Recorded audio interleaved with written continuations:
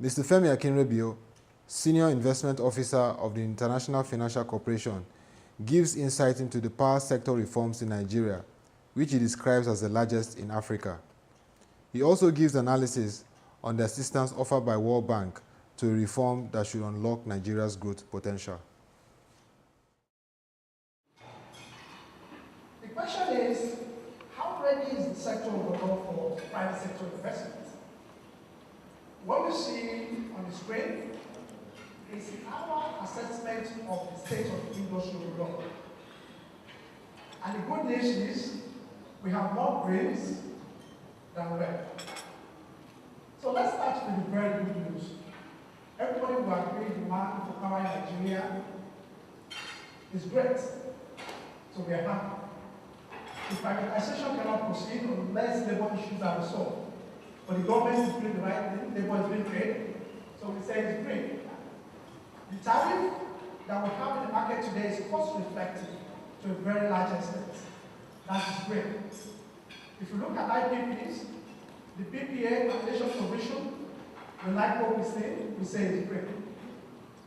The sector of financial sustainability overall, given the losses in the markets and where tariff is today, is in the middle. The expectation is government is going to do whatever is required to make it happen. So, translation is one of the biggest links in the sector.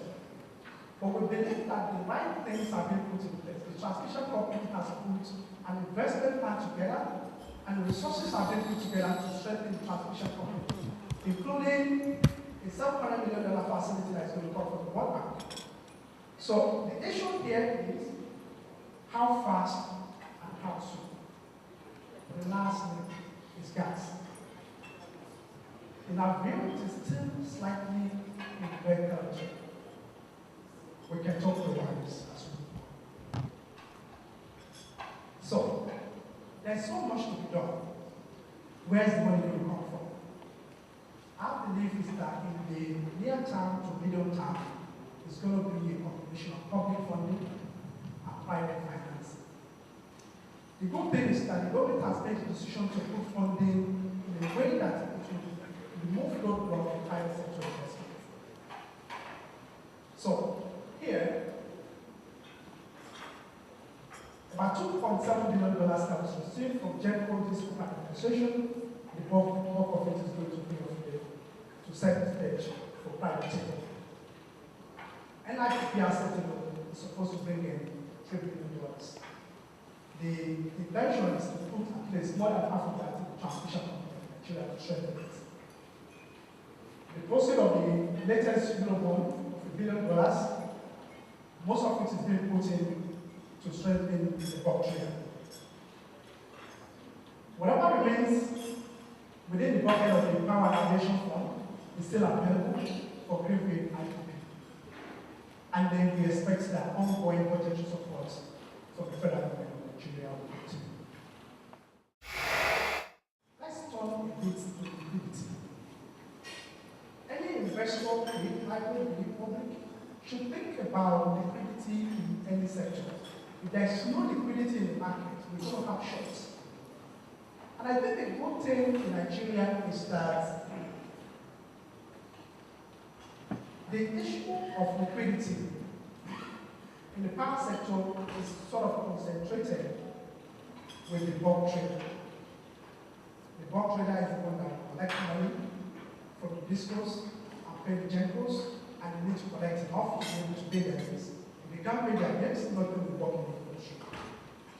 So what we're saying is that the capitalization that is contemplated for the bulk trader will come with $350 million from the Eurobond, $350 million from every thermal plant sales proceeds, about $80 million of inventory allocation, and this goes under the vested contract that's supposed to post LCs that will be between $380 and $420 million.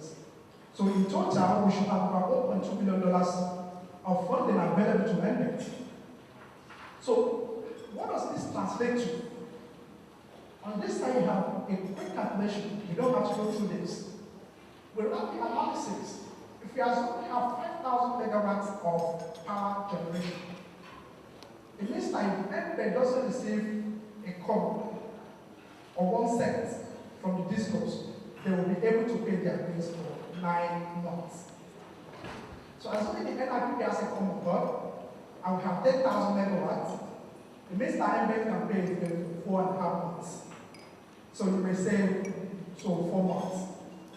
But this is fantastic. Talking to my colleagues at the World Bank, they think if MBEC is capitalized to be able to pay its bill for 3 months, that's great. The whole idea is not for MBEC to be able to pay forever without receiving anything for the discourse.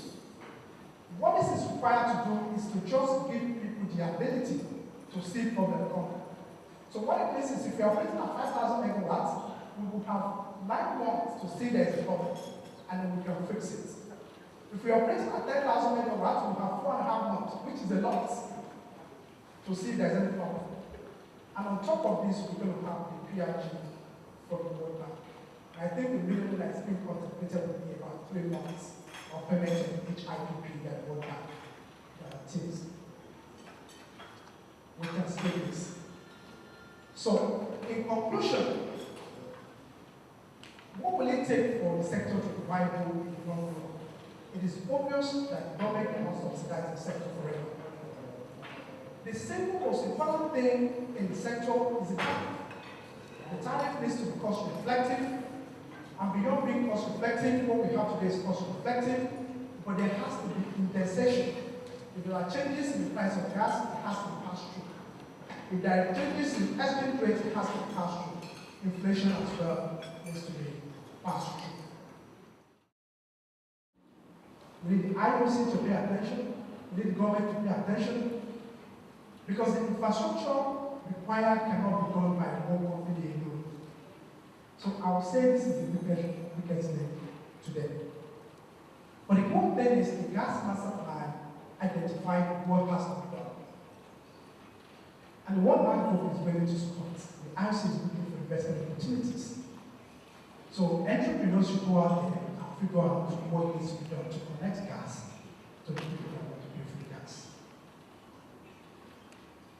So in conclusion, we think the government has put political will behind the reform of privatization. We believe that everything is moving in the right direction. We are asking for the will to be sustained and for parties to be ready to play.